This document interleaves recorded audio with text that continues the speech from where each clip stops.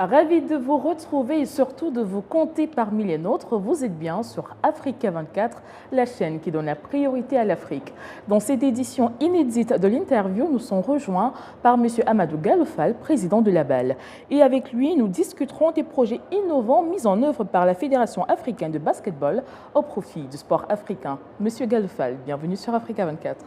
Merci de m'avoir. Monsieur Gallo Fall, la 5e saison de la Basketball Africa League BAL est sur le point de démarrer. À quoi doit-on s'attendre?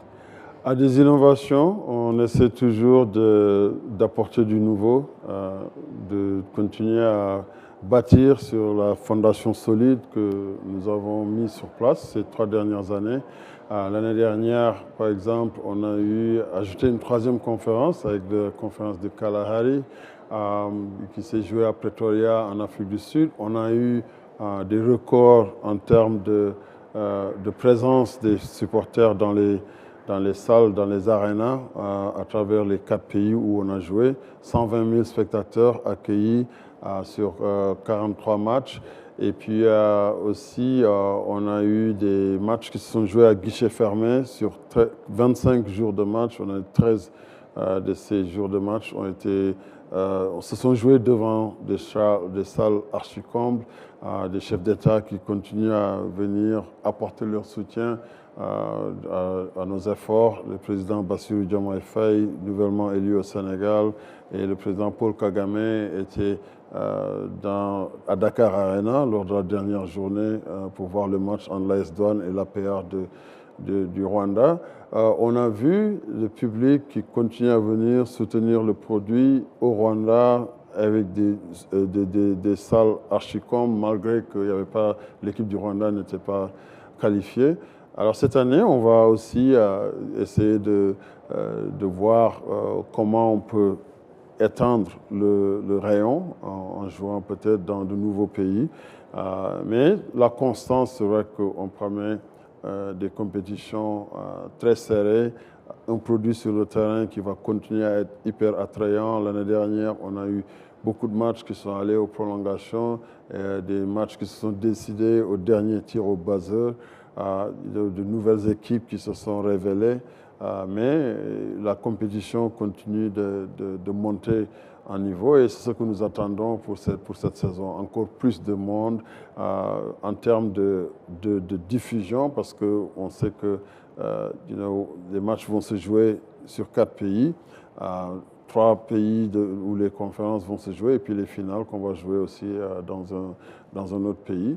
Mais ceux qui ne peuvent pas être là en présentiel pourront voir ces matchs à travers la diffusion que de nombreux partenaires vont continuer d'assurer.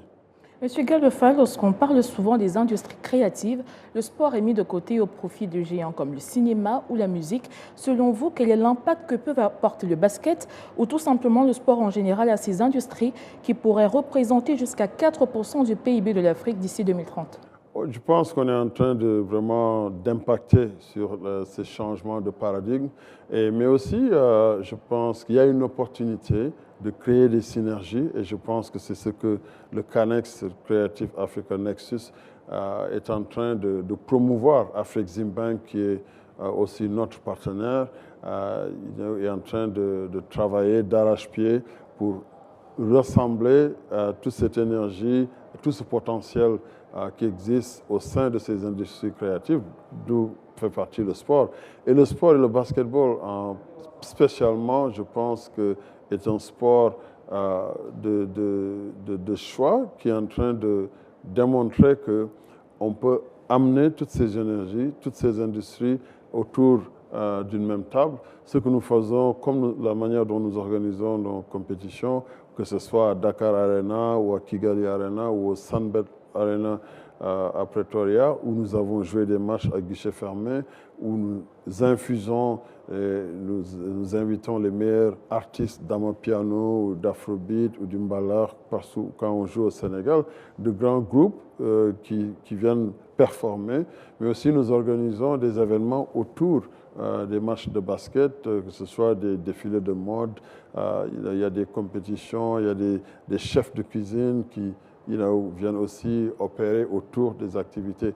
Je pense que le basket et la Basketball Africa League s'est assigné comme mission de regrouper toutes ces énergies, d'offrir à un public qui devient de plus en plus mondial, parce qu'il y a une forte diaspora africaine partout dans le monde, mais aussi des gens qui ne sont pas d'Afrique, mais qui sont attirés par le produit. C'est parce que justement, on est en train de créer un produit de sport qui allie le divertissement à ce que nous faisons. La Bollywood, personnellement, est impliquée dans le développement du sport féminin et à ce titre, vous avez lancé l'initiative Basketball and Her. Où en est ce projet ambitieux? Ce projet continue vraiment de parcourir un très grand chemin. En marge du sommet des Nations Unies à New York, nous avions organisé un événement au quartier général de la NBA parce que nous avons lancé à travers le programme BL for Her un programme de mentorat l'année dernière où il y avait 5 jeunes filles qui sont des joueuses ou bien des jeunes filles qui rêvent de faire des carrières dans l'industrie du sport. On les avait mis en partenariat avec des mentors comme Alison Pfister, qui est un senior vice-président au Boston Celtics, qui est dans le management de l'équipe, Chris Chen au niveau du syndicat des joueurs, et aussi d'autres responsables en haut niveau avec qui on a mis en partenariat des jeunes dames de l'Afrique qui sont des joueurs qui ont évolué dans des camps qu'on a organisés parce qu'ils veulent faire carrière. Alors cette année, on va même accroître le nombre, on passe de 5 à 10 jeunes filles qui sont des joueurs qui viennent de différents pays, qui vont avoir l'opportunité d'être mentorés par des exécutifs qui sont dans l'industrie du sport. Parce que ce que nous voulons, c'est de créer cette expertise africaine qui va définir le futur de l'industrie du sport, de l'industrie en tout cas du basketball, de l'écosystème du basketball que nous voulons créer avec la Basketball Africa League. Monsieur Galba Fall, nous avons parlé de sport et développement économique, sport et industrie créative. Maintenant, je voudrais qu'on parle de sport et paix. Aujourd'hui, l'Afrique est en proie à une pléthore de conflits qui affectent nos économies africaines.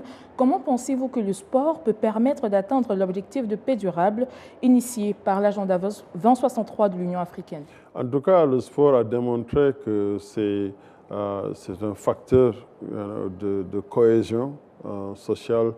Ça a été utilisé en Afrique du Sud avec le président Mandela. On sait tous l'importance, en tout cas, qu'il a accordée au sport et sa vision dès l'abolition de l'apartheid en Afrique du Sud lors de cette première Coupe du Monde, Coupe du Monde de rugby qui s'est organisée en Afrique du Sud. Comment il a vraiment utilisé ce pouvoir fédérateur du sport pour continuer à travailler dans la cohésion sociale de la société africaine, sud-africaine, qui évidemment a été pendant des siècles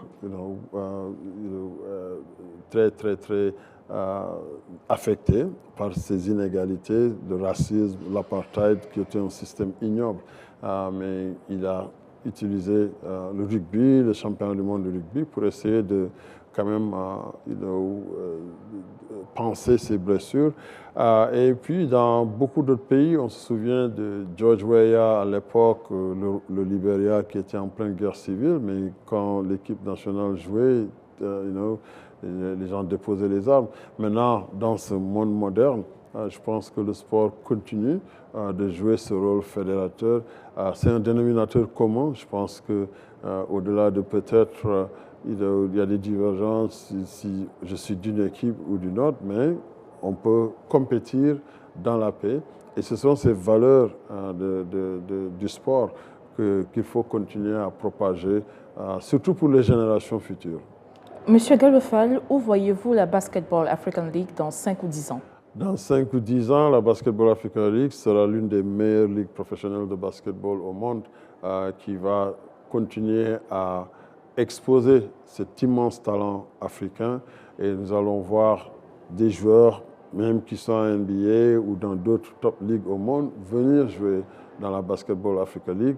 Nous allons voir plus d'infrastructures de classe mondiale comme Dakar Arena ou Kigali Arena ou la Sunbet Arena à Pretoria proliférer à travers l'Afrique. Il y a une énergie, il y a une intention qui vient du secteur privé comme des États de reconnaître la valeur économique, le potentiel économique que le sport peut contribuer dans les PIB des différentes nations. On voit que dans l'Occident, c'est un secteur où de manière intentionnelle, les États font tout de la base au sommet pour vraiment faciliter l'émergence de cette industrie.